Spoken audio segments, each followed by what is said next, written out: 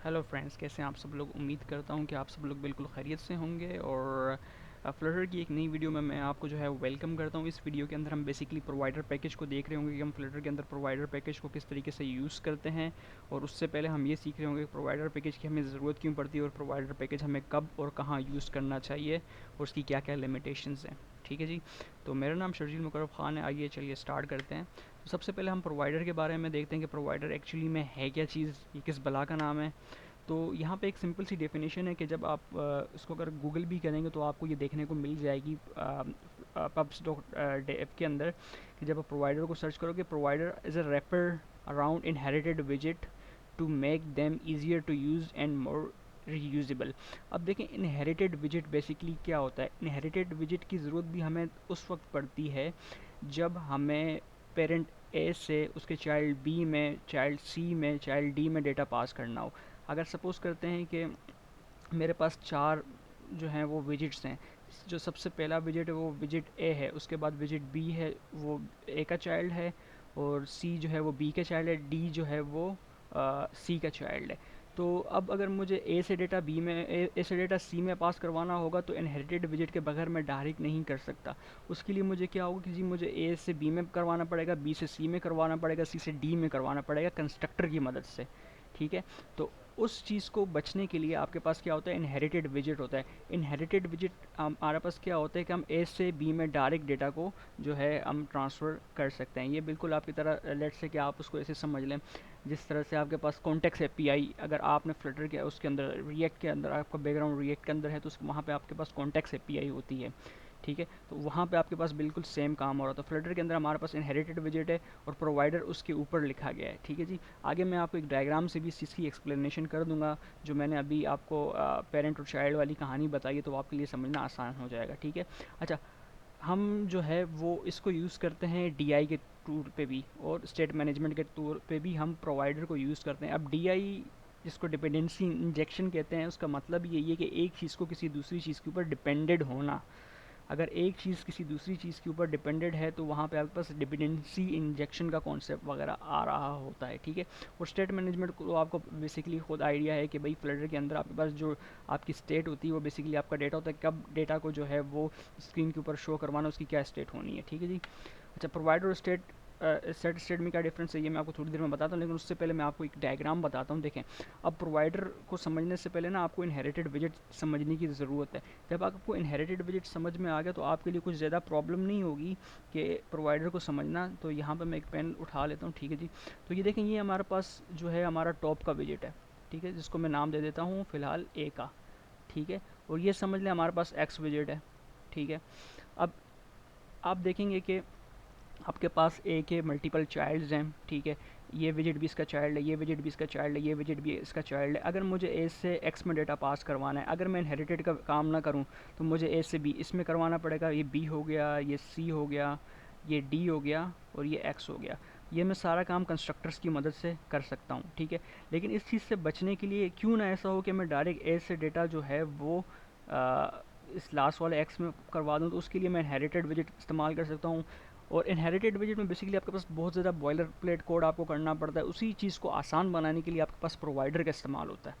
ठीक है। आप प्रोवाइडर के थ्रू वो काम कम लाइंस ऑफ कोड में कम से अपना जो है वो लाइन ऑफ कोड्स के अंदर इसको बेसिकली कर सकते हो। तो आप क्या करते हो कि यहाँ से आप डायरेक्ट डेटा जो है इन सब को बाईपास करवा के आपके जो भी आपका विजिट होता है जहाँ पे आप पास करवाना चाहते हो वहाँ पे आप डेटा डायरेक्टली पास करवा सकते हो। आप इन सबको बाईपास कर देते हो। ठीक है। प्रोवाइडर के थ्रू ये काम बेसिकली हो रहा होता है आपके पास। I hope it make sense to you.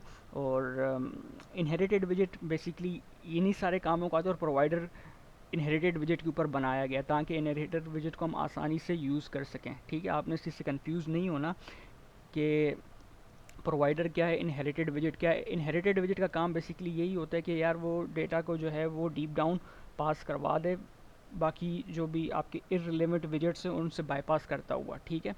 तो इस पर डेटा की इंटीग्रिटी भी होती है। इनहेरिटेड विजिट में आपको बहुत ज़्यादा कोड करना पड़ता है और प्रोवाइडर उसी की समझ लें एक तरह से क्रीम है कि आपको जो है वो कम लाइन ऑफ कोड्स के अंदर जो है वहाँ पे इस्तेमाल करना होता है। ठीक है ना। आप इसको ऐसे ही समझ लें जैसे प्रोग्रामिंग के अंदर एक टर्म यूज़ होती है जिसको कहते हैं सिंटैक्टिक शुगर है। ठीक है ना। इनहेरिटेड विजिट का सिंटैक्टिक शुगर प्रोवाइडर को आप कह सकते हो, ठीक है जी। अच्छा, अब हम बात करते हैं जी, मेरे ख्याल में ये कॉन्सेप्ट आपका क्लियर हो गया कि भाई रैपर विजिट क्या होता है। ये डेफिनेशन आपको वैसे जो है वो गूगल पे भी देखने को मिल जाएगी प्रोवाइडर की, ठीक है। ये बेसिकली प्रोवाइडर की डेफिनेशन है। अच्छा, अब हमने जो है वो बात कर ली कि डिपेंडेंसी इंजेक्शन क्या होता है और स्टेट मैनेजमेंट क्या होती है, ठीक है जी। अब हम बात करते हैं कि यार प्रोवाइडर और सेट स्टेट में क्या डिफरेंस है। देखिए, प्रोवाइडर बेसिकली क्या करता है, प्रोवाइडर आपके पास आपके स्पेसिफिक पार्ट को ही री रेंडर करता है। अगर मैं किसी जगह पे सेट स्टेट लगाता हूँ तो वो क्या करता है, पूरी यूआई को जो है वो रीबिल्ड करता है। जैसे कि ये आपके पास विजिट्स हैं, ये आपके पास विजिट्स हैं, ठीक है, ये आपके पास विजिट्स हैं, ठीक है, ये आपके पास दूसरा विजिट है। एक तरह का बाइनरी ट्री बन रहा है, लेकिन चलें मैं आपको वैसे ही बता देता हूँ, ठीक है जी। अच्छा, तो ये देखें, ये सारा आपके पास विजेट्स हैं। अगर मुझे इसमें चेंजिंग करनी है, ठीक है ना, इसमें अगर मुझे जो है वो चेंज लाना है, तो बेसिकली मैं क्या करूँगा, अगर मैं सेट स्टेट के अंदर रखूँगा तो ये पूरी की पूरी स्क्रीन को जो है ना वो दोबारा से री रेंडर कर देगा। जबकि प्रोवाइडर क्या करेगा, प्रोवाइडर सिर्फ इस पार्ट को री रेंडर करेगा, बाकी सारी चीज़ों को एज इट इज़ छोड़ने देगा। तो प्रोवाइडर की अगर जहाँ तक हम बात करें तो प्रोवाइडर जो है वो कम कॉस्टली होता है as compared to set state. Set state में आपके पास जो है आपकी कंप्यूटेशन पावर बहुत ज़्यादा यूज़ हो रही होती है, लार्ज एप्लीकेशन के लिए वैसे ही जो है वो सर का दर्द बन जाता है। प्रोवाइडर आपके पास एक बेटर अल्टरनेटिव है कि आप सेट स्टेट की जगह यूज़ उसको कर सकते हो। ऑल तो प्रोवाइडर भी आपके पास कॉम्प्लेक्स एप्लीकेशंस के लिए जो है एक अच्छी स्ट्रेटजी नहीं है। उसके लिए हम दूसरे जो है वो स्टेट मैनेजमेंट के टूल्स का यूज़ करते हैं, जिसमें आपके पास ब्लॉक हो गया, ब्लॉक पैटर्न हो गया, दैन उसका लाइटर वर्जन क्यूबिट होता है, और इसके अलावा आपके पास गेटेक्स होता है, मोबेक्स होता है, दूसरी चीज़ें हम यूज़ करते हैं। लेकिन फिर भी अगर आप प्रोवाइडर को अच्छी तरीके से समझ लेते हो तो आपके लिए उन पर काम करना आसान हो जाएगा। और मैं आपको यही रिकमेंड करूँगा कि आप स्टेट की जगह प्रोवाइडर का यूज़ करो, तब जब आपको सिर्फ एक स्पेसिफिक पार्ट को री रेंडर करना, ना कि अपनी पूरी एप्लीकेशन के जो है आप उसको री रेंडर करते हो, ठीक है जी। आगे चलते हैं जी। अब देखें, प्रोवाइडर 101 में हम बेसिकली क्या देखते हैं, प्रोवाइडर में अगर आपको बेसिकली 3 चीज़ों का बहुत इंपॉर्टेंट ख्याल रखना पड़ता है। ये डायग्राम मैंने इंटरनेट से ही उठाई है, तो इन शख्स ने बहुत अच्छे तरीके से इस चीज़ को डेमोस्ट्रेट किया था, तो मैंने इन्हीं की डायग्राम को जो है यहाँ पे लगाया है समझाने के लिए। जी, प्रोवाइडर के अंदर आपके पास 3 चीज़ें होती हैं। आपके पास चेंज नोटिफायर होता है, चेंज नोटिफायर प्रोवाइडर होता है, और कंज्यूमर होता है, ठीक है जी। अब देखें ये आपके पास बेसिकली क्या होता है। चेंज नोटिफायर आपका क्या होता है, आपका डेटा मॉडल होता है। कोई भी ऐसा डेटा जो आप समझते हो कि यार ये आगे जाके चेंज हो सकता है, जैसे कि यूज़र का नाम आज शर्जील मुकरब ख़ान है, कल यूज़र का नाम जो है वो अली रज़ा हो सकता है, कुछ भी और हो सकता है, तो आप उसको क्या करते हो, चेंज नोटिफायर से रैप कर देते हो। और जहाँ स्क्रीन में आपको वो चेंज चाहिए होता है, लेट्स से कि आपको यूज़र की स्क्रीन के अंदर चेंज चाहिए, आपको बाकी स्क्रीन के अंदर चेंज नहीं चाहिए, तो उस स्क्रीन को स्पेसिफिक पार्ट को उसकी स्कोप को आप रैप कर देते हो चेंज नोटिफायर से। और कंज्यूमर बेसिकली वो होता है जिनको वो सारे कंज्यूम कर रहे होते हैं। इस चीज़ को मैं आपको यहाँ पे डेमोन्स्ट्रेशन से बताता हूँ। देखें, यहाँ पे आपके पास क्या है, विजिट्स हैं। यह आपका जो है वो समझ लें एक तरह का रूट विजिट आप इसको कहते हैं। रूट विजिट वो विजिट होता है जहाँ से आपकी एप्लीकेशन स्टार्ट हो रही होती है, या आप इसको रूट कह दें, या आप इसको जो है वो एक स्पेसिफिक पार्ट कह दें। अगर आप अपने सबसे पहले तो चले मैं आपको नोटिफायर के बारे में बता दूं। चेंज नोटिफायर क्या होता है। चेंज नोटिफायर के अंदर आपका जो होता है वो डेटा होता है। वो डेटा जो आप समझते हो कि यार ये डेटा जो है वो आगे जाके चेंज हो सकेगा, मैं इस डेटा को आगे चेंज करूँगा, तो आप उसका क्या करते हो, डेटा मॉडल बना देते हो, ठीक है ना। डेटा मॉडल बनाने के बाद आप क्या करते हो, उसको रैप कर देते हो नोटिफायर से। जब आप उसको नोटिफायर से रैप कर देते हो, अब आपको जिस स्क्रीन के ऊपर वो डेटा चाहिए होता है, लेट्स से कि आपको लॉगिन की ऊपर डेटा चाहिए, या आपको जो है वो यूज़र के ऊपर चाहिए, प्रोफाइल के ऊपर डेटा चाहिए, कहाँ आपको डेटा चाहिए स्पेसिफिक पार्ट के अंदर, आप उसको रैप करवा देते हो। अगर आप रूट पे करवाते हो तो वो सारी एप्लीकेशन के अंदर एक्सेसिबल हो जाता है, जो कि एक अच्छी जो है टेक्टिक्स नहीं है। आपने बेसिकली क्या करना होता है कि इसकी स्कोप को बिल्कुल डीप डाउन रखना होता है, ताकि स्पेसिफिक एरिया के अंदर ही आपको फंक्शनलिटी मिले। तो ये होता है, हम उसको एक्सपोज नहीं कर रहे होते, हम थोड़ा सा जो है वो उसका इंटीग्रिटी का भी ख्याल रख रहे होते हैं, ठीक है जी। तो अच्छा, तो यहाँ पे आपके पास अगर आप यहाँ पे यूज़र के ऊपर रैप करवा दोगे, और आप चाहते हो कि आपको यहाँ अगर आप रूट में करवाओगे, तो देखें रूट के जितने चाइल्ड होंगे ना, उन सब को ये मिल जाएगा, ठीक है। तो ये क्या करेंगे, ये सब इसको कंज्यूम कर रहे होंगे, ठीक है ना। ये भी कंज्यूमर है आपके पास, ये भी कंज्यूमर है। अगर वहाँ चेंजिंग आएगी, ठीक है ना, तो इन सब में भी चेंजिंग आना स्टार्ट हो जाएगी, ठीक है जी। तो ये आपके पास बेसिकली क्या होता है, कंज्यूमर होता है, ठीक है। तो आई होप कि आपको ये समझ आ रही होगी। अच्छा, और ये तब तक कंज्यूम नहीं करेंगे जब तक आप क्या कर दोगे, इसको नोटिफाई ना कर दो। नोटिफाई आपके पास क्या होता है, नोटिफाई लिसनर्स होते हैं, वो बेसिकली क्या करते हैं, जैसे ही चेंज आ रहा होता है वो आपके पास इसको नोटिफाई करवा देते हैं। तो खैर ये आपको 3 चीज़ें याद रखने की ज़रूरत है जो हमने करनी है। अभी मेरे पास एक छोटी सी एप्लीकेशन है, उस एप्लीकेशन के थ्रू मैं आपको जो है वो प्रोवाइडर समझाने की कोशिश करूँगा। जितना भी हमने पढ़ा, ये थ्योरी पढ़ा, आई होप कि आपको ये चीज़ें समझ में आई होंगी। अगर आपको समझ में नहीं आई तो उसका कोई मसला नहीं है, आप दोबारा से इस चीज़ को देख लें। अगर फिर भी नहीं आता, किसी जगह पे आपका कन्फ्यूजन है, तो आप कमेंट बॉक्स आपके लिए जो है वो ओपन है, आप वहाँ पे मुझसे जो है उस चीज़ को पूछ सकते हैं। मेरी कोशिश यही रहेगी कि इस वीडियो को मैं जितना ज़्यादा कंसाइज़ और शॉर्ट और जो है वो फुली कन्वे कर सकूँ तो वो बेहतर होगा। तो आइए चलते हैं कोड की तरफ और जल्दी से कोड करते हैं, ठीक है। तो ठीक है जी। अच्छा, मैंने ऑलरेडी जो है वो एक प्रोजेक्ट बना दिया आपके पास, आई होप कि फ्लटर इंस्टॉल हो, ठीक है।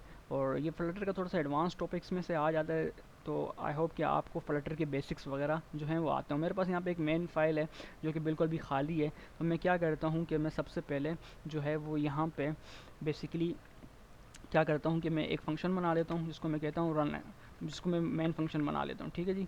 मेन फंक्शन आपका वो फंक्शन होता है जो सबसे पहले आपके पास प्रोग्राम में इसका एंट्री पॉइंट होता है, यहाँ से आपका प्रोग्राम जो है वो एग्जीक्यूट होगा, ठीक है। तो यहाँ पे मेरे पास एक और जो है वो इसका एक होता है रन ऐप। रन ऐप क्या करता है, आपकी एप्लीकेशन के उस विजेट को रन करता है जो आप यहाँ पे उसको दे देते हो। तो यहाँ मैं इसको कहता हूँ कि माई ऐप, ठीक है।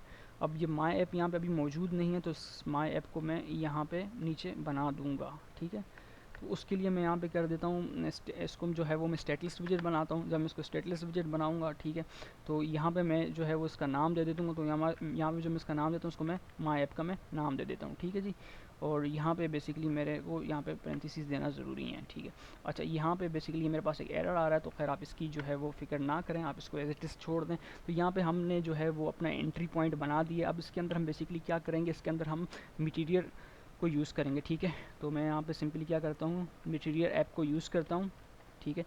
मटीरियल ऐप को यूज़ करने के बाद मेरे पास यहाँ पे मुख्तलिफ़ चीज़ें आ जाती हैं। चलें जी, मैं सबसे पहले कोशिश ये कर लेता हूँ कि मैं जो है वो थीम को जो है वो कर लूँ सेलेक्ट। तो मेरे पास थीम आ गया, थीम के अंदर मेरे पास थीम डेटा आ गया, ठीक है। थीम डेटा के अंदर जो है मेरे पास जो है वो प्राइमरी स्विच आ गया, ठीक है। प्राइमरी स्विच के अंदर मैं इसका कलर दे देता हूँ और कलर्स डॉट मैं जो है इसको ऑरेंज सेट कर देता हूँ, ठीक है। ये सिंपली जो है मैं स्टार्टिंग का एंट्री पॉइंट बना रहा हूँ।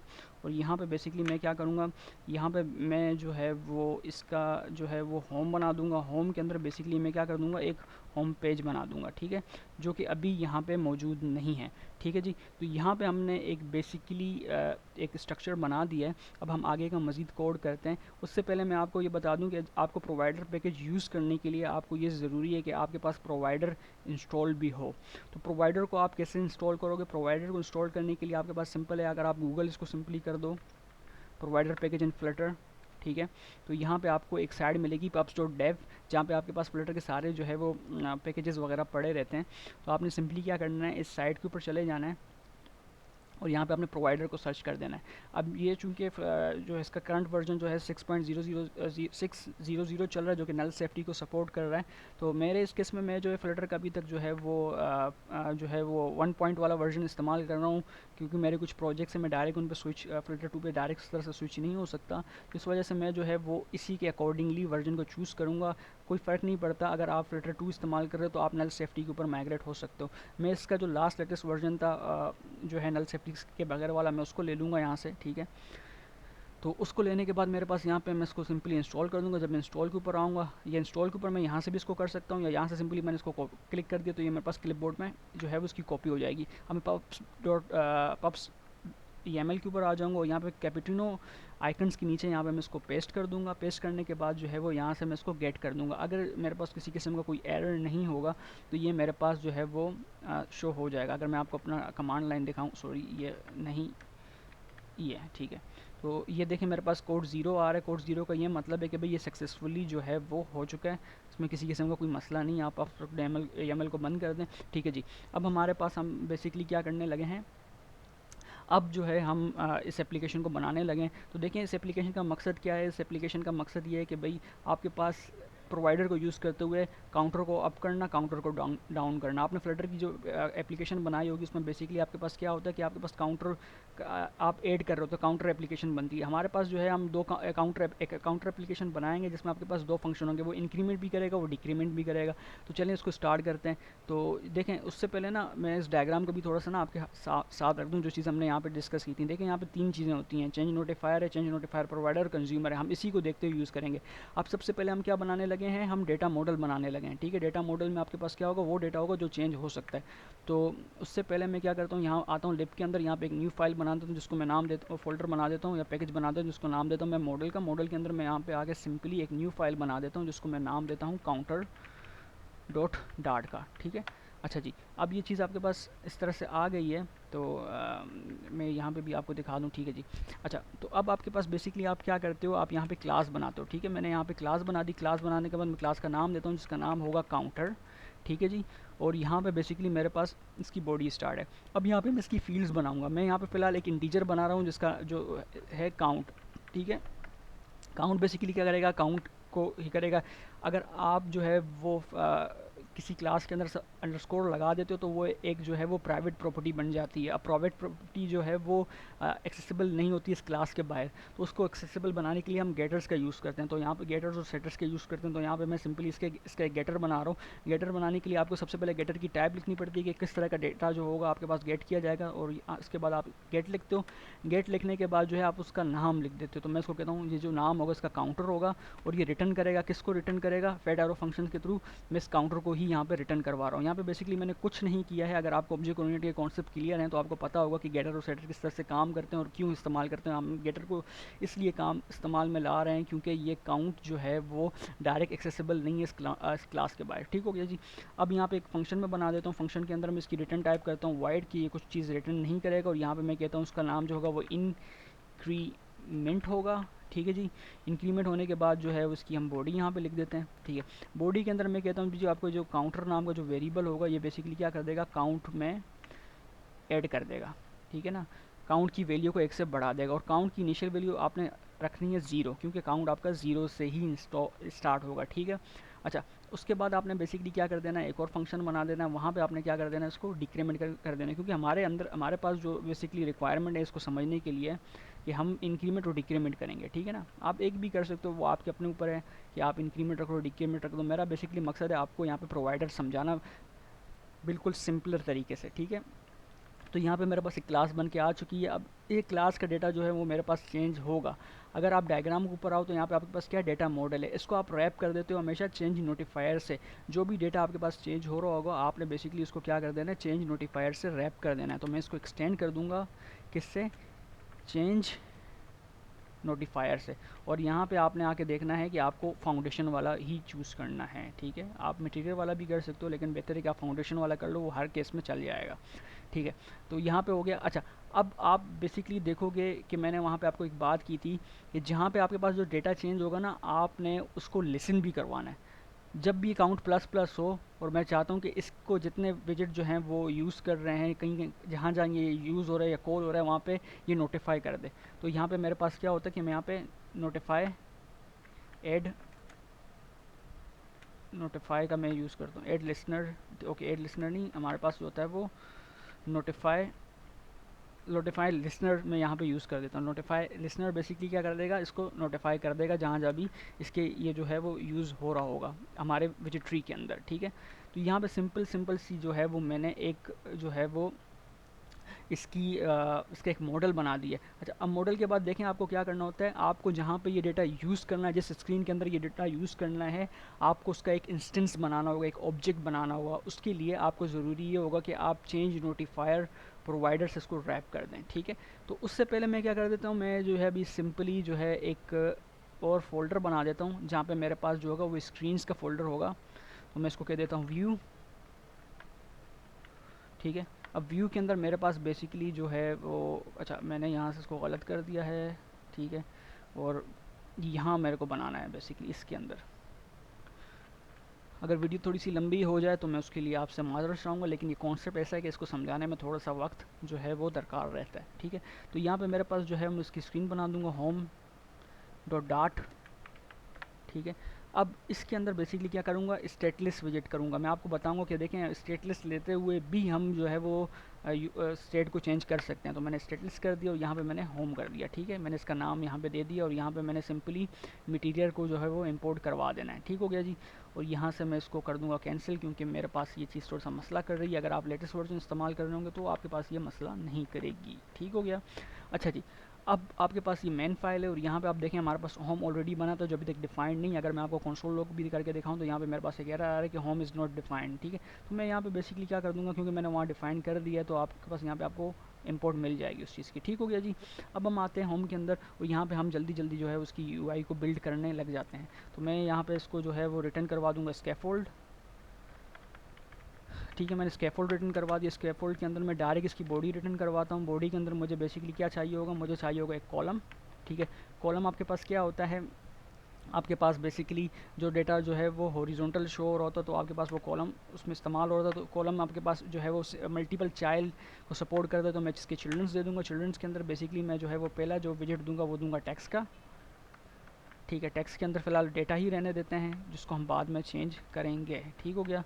अच्छा, उसके बाद हम जो है वो यूज़ करेंगे साइज़ बॉक्स, नहीं साइज़ बॉक्स को हम बाद में देख लेते हैं जब हम वहाँ काम कर रहे होंगे। हम यहाँ पे एक बटन लगा देते हैं, मैं इसको एलिवेटेड बटन कह देता हूँ।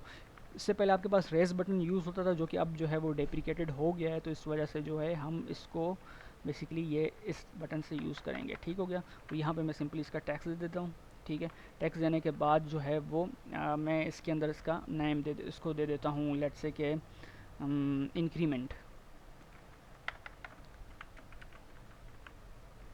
ठीक है। और यहाँ पे मैं इसको सेव कर देता हूँ और यहाँ मैं नीचे कॉलम दे दूँगा तो ये मेरे पास अच्छे से फॉर्मेट भी हो जाएगा, ठीक है। तो ये मैंने एक जो है वो बना दिए। अब मैं जो है उसको जो है वो रन करता हूँ, ठीक है। और थोड़ी देर के लिए मैं वीडियो को पॉज करूँगा क्योंकि थोड़ा सा टाइम लेता है। आई होप कि वीडियो जो है वो लंबी होती जा रही है, तो इस चीज़ के लिए मैं थोड़ा सा वीडियो को पॉज करूँगा और इसको मैं रन करता हूँ। रन करने के लिए आप रन पे आओगे, स्टार्ट डीबग कर दोगे, ठीक है। तो ये आपके पास यहाँ पे डीबग कंसोल के ऊपर स्टार्ट होना हो जाएगी। अब मैं बेसिकली क्या कर दूँगा कि मैं इसको थोड़ी देर के लिए पॉज करूँगा। पॉज करने के बाद आके मैं दोबारा इसको जो है वो रीस्टार्ट कर दूँगा और आगे के प्रोसेस को हम लेके चलते हैं। ओके जी, तो हमारे पास जो है वो बिल्ड बन के आ चुकी है। अब हम आगे का प्रोसेस देखते हैं। देखिए हमारे पास जो बिल्ड बन के आई है उसमें अभी तक जो है हमें ये चीज़ें देखने को मिल रही हैं। तो आइए सबसे पहले हम यूआई को ही कंस्ट्रक्ट कर दें। तो इस रैप मैं चाह रहा हूँ कि ये जो सारी चीज़ें हैं वो सेंटर में आ जाएँ। तो यहाँ पे मैं आके इस बल्ब के ऊपर इसको क्लिक करके इसको रैप विद सेंटर कर दूँगा। तो आप देखोगे कि ये सेंटर के ऊपर आ चुकी हैं, लेकिन ये बहुत टॉप के ऊपर आ रही हैं। तो मैं इसकी मैन एक्सेस अलाइनमेंट को भी यहाँ से सेट कर दूँगा। मैन एक्सेस अलाइनमेंट ये होता है कि आपके पास ये हॉरिजॉन्टली कहाँ पे शो होना चाहिए। क्रॉस एक्सेस का मतलब है कि वो वर्टिकली कहाँ पे होना चाहिए और हॉरिजॉन्टली जो है वो वाई एक्सिस पे कहाँ होना चाहिए, और एक्स एक्सिस में आपके पास जो है वो क्रॉस एक्सेस के लिए हम यूज़ करते हैं, ठीक है। तो मैं इसको वाई एक्सेस के ऊपर सेट करना चाह रहा हूँ। तो मैं क्योंकि कॉलम की वाई एक्सेस जो है वो मैन एक्सेस होती है, तो मैं इसको जो है वो मैन एक्सेस डॉट सेंटर कर दूँगा। तो देखेंगे आपके पास डेटा यहाँ पे शो हो के आ चुका है। मैं एक और काम कर लेता हूँ कि मैं इसी जो है वो इसको कॉपी कर देता हूँ। ऑल दो कि मैं कस्टम बटन भी बना सकता था, लेकिन मैंने टाइम बचाने के लिए कस्टम बटन बनाना ज़रूरी नहीं समझा। और यहाँ पे मैं इसको नाम दे देता हूँ डिक्रीमेंट, ठीक हो गया जी। तो आप देखोगे कि यहाँ पे हमारे पास दो बटन बन के आ चुके हैं। मुझे इन दोनों के बीच में थोड़ा सा स्पेस चाहिए, तो मैं इसको नाम दे दूँगा यहाँ से साइज्ड बॉक्स दे दूँगा। और साइज़ बॉक्स जब हम जो है वो कॉलम के लिए देते हैं तो हम हाइड के थ्रू उसको जो है वो स्पेसिफाई करते हैं कि कितना गैप आना चाहिए। ऑल्दो आप पैडिंग्स का भी यूज़ कर सकते हो, या आपके अपने ऊपर है, इसमें कोई हार्ड एंड फास्ट रूल नहीं है। अच्छा, मैं थोड़ी सी जो है वो स्टाइलिंग भी कर दूँ। तो स्टाइलिंग के अंदर मैं जो उसकी स्टाइल करूँगा, मैं इसको टेक्स्ट स्टाइल करने के बाद जो है मेरे पास मुख्तलिफ़ चीज़ें आपको देखने को मिलेंगी। मैं इसका फ़ॉन्ट साइज़ जो है वो यहाँ से बढ़ा के 32 पिक्सल कर देता हूँ, यानी कि एक हेडिंग हो जाएगी। सही हो गया, ओके। सो ये आपके पास बेसिकली यूआई हो गई है। यहाँ पे जैसे आपके पास डेटा आएगा, अब ये डेटा कहाँ से आएगा, किस तरह से आएगा, ये हम सारी चीज़ों को देखते हैं। हम ज़रा दोबारा आते हैं अपनी स्लाइड के ऊपर। अब देखें पहला काम हमने कर लिया, हमने डेटा मॉडल बना दिया, उसको नोटिफाई करवा दिया, सही है। अब हमने बेसिकली क्या करना है, हमने दो काम और करने हैं। जिस स्क्रीन के ऊपर हमें चाहिए हम उसका क्या बना देंगे, इंस्टेंस बना देंगे, ठीक है ना। तो इंस्टेंस हम कहाँ बनाएंगे जी, देखें हमें जो है वो इस स्क्रीन के ऊपर चाहिए। ये स्क्रीन आपके पास कहाँ है, ये स्क्रीन आपके पास यहाँ शो हो रही है, ठीक है, इस स्क्रीन के ऊपर, ठीक है। तो इसको हम बेसिकली क्या करेंगे, हमें इस स्क्रीन के ऊपर चाहिए तो हम क्या करेंगे, यहाँ पे इसको रैप कर देंगे इसके साथ चेंज नोटिफायर प्रोवाइडर के साथ, ठीक है।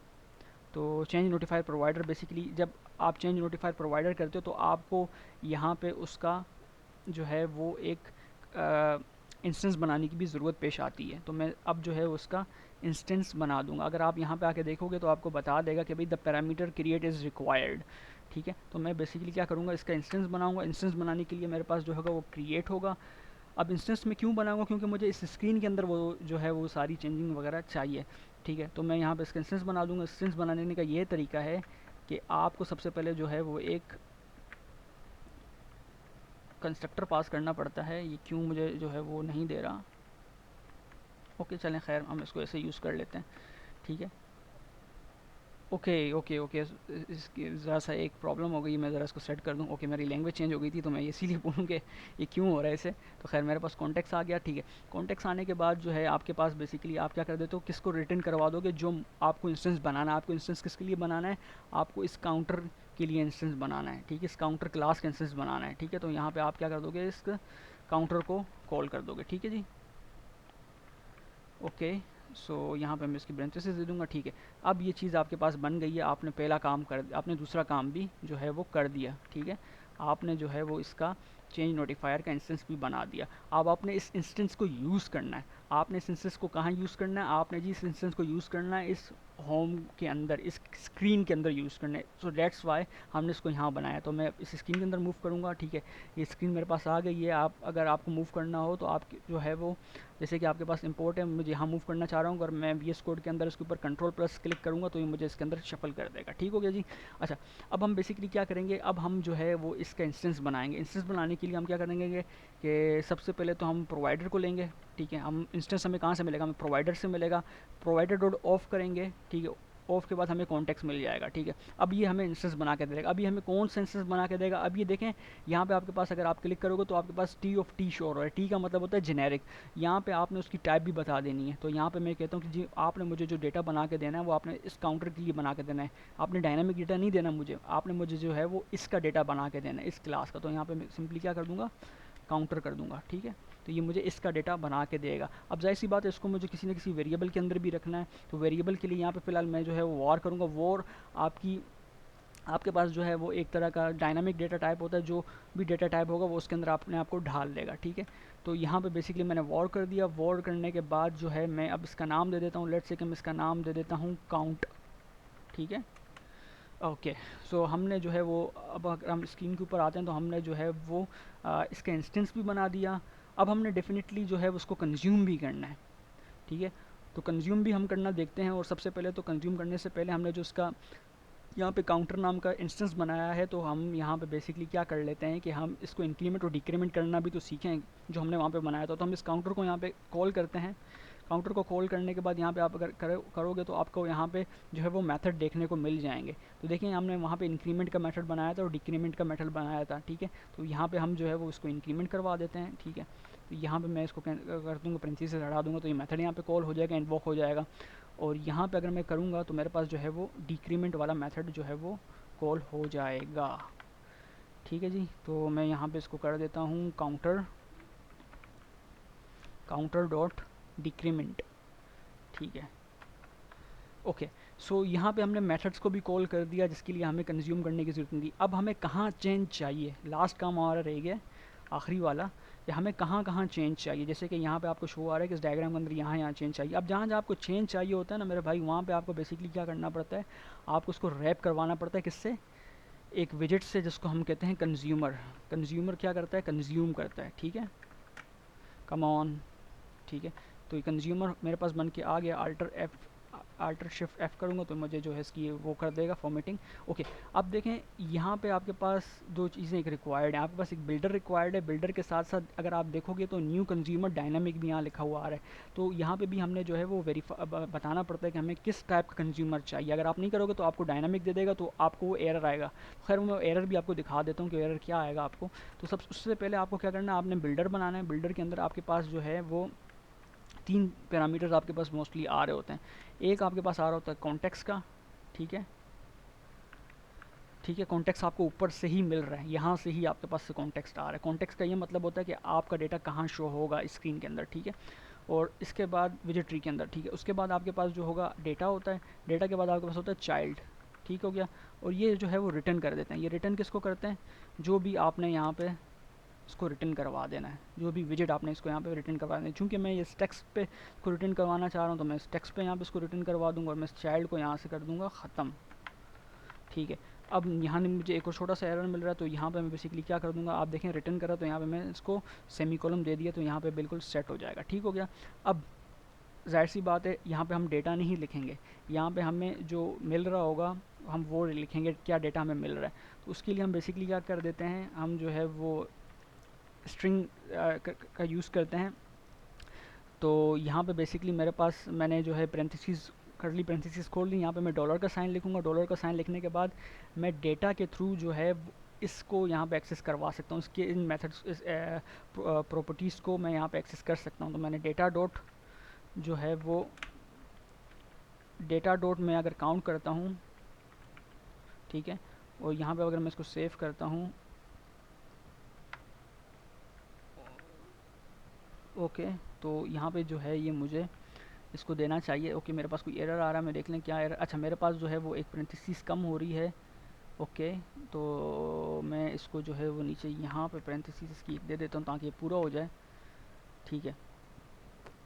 ओके, सही है। अब अगर मैं इसको ज़रा रिफ़्रेश कर दूँ, ठीक है, हॉट रीस्टार्ट करूँ, ओके, सो ओके, यहाँ पे देखें हमें एक एरर देखने को मिल गया। एरर हमें क्यों देखने को मिला कि मैंने आपको पहले कहा था, अगर यहाँ पे पढ़ोगे तो भाई प्रोवाइडर जो है वो आपके पास डायनामिक आ रहा है, हमने डायनामिक इसको नहीं रखना, हमने जो है यहाँ पे भी इसका डेटा बता देना है। तो इस वजह से हमारे लिए ज़रूरी ये है कि हम इसको बता दें कि हमें किस तरह का प्रोवाइडर चाहिए। अब मैं इसको दोबारा रीसेव करता हूँ, ओके, तो यहाँ पर आपको जो है वो ये देखने को मिल रहा है। सबर एक सेकेंड में ज़रा इसको सेट कर दूँ,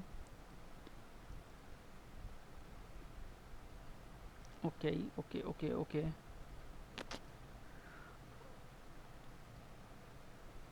ओके, सही है। तो यहाँ पे आप देखें कि आपको ये देखने को मिल रहा है। और अब मैं जो है वो इसको ज़रा यहाँ से और रीस्टार्ट करूँ,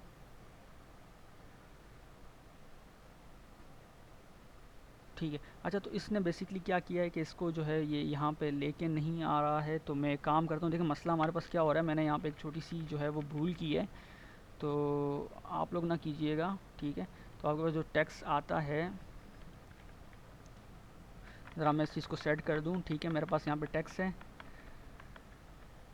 ठीक है। टेक्स्ट के अंदर बेसिकली अब जो है मुझे वो डेटा चाहिए होगा, तो यहाँ पे बेसिकली मेरे पास जो है वो सबसे पहले तो मैं इसी के अंदर जो है वो स्ट्रिंग का डॉलर साइन का यूज़ करूँगा। डॉलर साइन का यूज़ करने के बाद अब मैं डेटा को यहाँ पे कॉल करूँगा। डेटा को कॉल करने के बाद जो है अब मैं काउंट की प्रॉपर्टी को यहाँ पे कॉल कर दूँगा। अब ये मेरे पास बिल्कुल सही हो जाएगा, ठीक है। अब ये देखें 0 मेरे पास वहाँ से उठ के आ गया है। अब मैं देखें मैं इसको इंक्रीमेंट करता हूँ, ओके। इंक्रीमेंट करने के लिए अगर मैं इसको देखें यहाँ पर इंक्रीमेंट करता हूँ, तो ये मेरे पास इंक्रीमेंट हो रहा है। अगर मैं डिक्रीमेंट करता हूँ तो मेरे पास डिक्रीमेंट हो रहा है, ठीक है। अच्छा, बहुत से केसेस में, अच्छा एक और चीज़ जो मैं आपको समझाने की कोशिश करूँ, देखें यहाँ पे हमने बेसिकली क्या किया हुआ है, स्टेटलेस विजेट यूज़ किया हुआ। हम कहीं पे यहाँ पे सेट स्टेट का यूज़ नहीं कर रहे, ऑल्दो हमारी स्टेट जो है वो देखें चेंज हो रही है, डेटा की स्टेट चेंज हो रही है। तो ये आपके पास बेसिकली जो है वो प्रोवाइडर पैकेज का काम है। आई नो कि थोड़ा सा लंबा प्रोसेस है, लेकिन यकीन जाने कि ये आपके कोड को जो है वो काफ़ी ज़्यादा बेहतर कर लेता है इन द टर्म्स ऑफ रीयूज़ेबिलिटी, ठीक है। और अच्छा, यहाँ पे अगर आपके पास अभी चूँकि हमें जो है हमारे इस विजेट ट्री के ऊपर हमें जो है वो इसका इंस्टेंस भी चाहिए था। इंस्टेंस जाने के साथ साथ हम चेंजिंग भी कर रहे हैं, तो इसके लिए हम सिंपली कॉन्स्टैक यूज़ कर रहे हैं। किसी केस में अगर आपको सिर्फ इसका इंस्टेंस चाहिए और आपको यहाँ पे उसको लिसन नहीं करवाना हो, तो आप यहाँ पे उसको क्या कर सकते हो, लिसन फॉल्स करवा सकते हो, ठीक है। लिसन फॉल्स बेसिकली क्या करेगा, आपको इसका इंस्टेंस दे देगा, लेकिन वो यहाँ पे उसको चेंज नहीं करेगा, ठीक है। तो ये आपके पास बेसिकली उस काम के लिए इस्तेमाल होता है, ठीक है। तो ये आपके पास बेसिकली होता है आपके पास प्रोवाइडर। आई होप कि आपको ये चीज़ समझ में आई होगी। आई नो कि वीडियो भी थोड़ी सी लंबी हो गई है, लेकिन खैर समझाने के लिए थोड़ा सा टाइम देना पड़ता है। तो अगर आपको इसके हवाले से किसी भी किस्म का कोई कन्फ्यूजन है, तो आपके लिए कमेंट बॉक्स खुला हुआ है। आप अपना कन्फ्यूजन जो है वो मुझे कमेंट बॉक्स में बता सकते हैं। अगर आपको कोई सजेशन देनी है तो आई विल हाईली जो है वेलकम करूँगा मैं आपको कि आप जो है अपनी सजेशन भी मुझे कमेंट बॉक्स में दें। चलें, तब तक के लिए मिलते हैं किसी नेक्स्ट वीडियो में। अपना बहुत ज़्यादा ख्याल रखिएगा, दुआओं की दरख्वास्त है। अल्लाह हाफ़िज़, फ़ी अमान अल्लाह।